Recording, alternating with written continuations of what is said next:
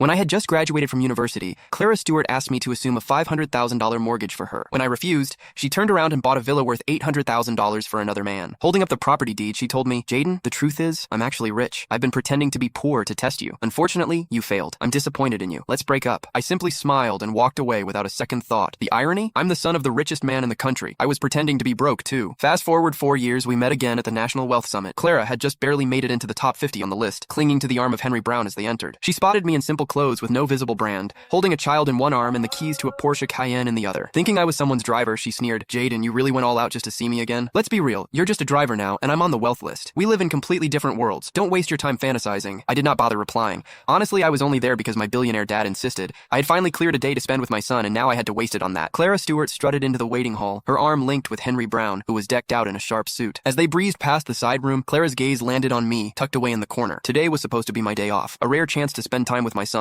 However, my father, Jim Lawrence, had roped me into attending the Wealth Summit. With my wife out of town, I had no choice but to bring my kid along, planning to duck out after a brief appearance once the meeting kicked off. I was dressed down in comfy clothes, jingling the Cayenne keys to keep my son entertained. To Clara, I must have looked like a hot mess, playing chauffeur and babysitter all at once. She made a beeline for me, her voice dripping with scorn as she said, "Jaden, look at you, running errands for others. You're nothing without me. What a shame that you couldn't pass my test. You could have been the one by my side." She squeezed Henry's hand as she went on. "However, hey, I should thank you. You made it possible for me to find someone who really loves me." Henry flashed her a soft, reassuring smile. "Jaden's probably kicking himself now. Poor guy can't spot a good thing when he sees it. He got what he deserved, though. No surprise he's ended up this way." He turned to a staff member walking by. "We've got VIPs here today. How can you let just anyone in? What if there's trouble? Are you ready to handle that? Go on, get this driver out of here." Little did they know my simple outfit was tailor-made by top-notch designers. I had been so swamped taking over my father's company over the last couple of years that I had not been around much. They had not seen me, and based on their shallow take on my looks, they fell for Henry's story hook, line, and sinker. The staff's voice was icy as they said, "Sorry, sir, this area is for authorized personnel only." I stood my ground, my voice steady, saying, "I'm here for the summit too. I have every right to be here." They paused, probably recalling those quiet types who turn out to be somebody important, and decided not to mess with me. Clara, on the other hand, burst into laughter like she had heard the funniest joke ever. "Ha! You? A college kid scraping by on scholarships is on the wealthy list? That's a good one. And you claim you're here for the summit? Is your name even on the list?" My name was not there, of course. The Lawrence family had put my father's name down. It would not switch to mine until his retirement this year. Clara saw my hesitation and turned to the staff, smirking. "This guy? He could have been my husband if he'd passed my little test back in the day. Poor people will always be just that, obsessed with money, blind to the big picture,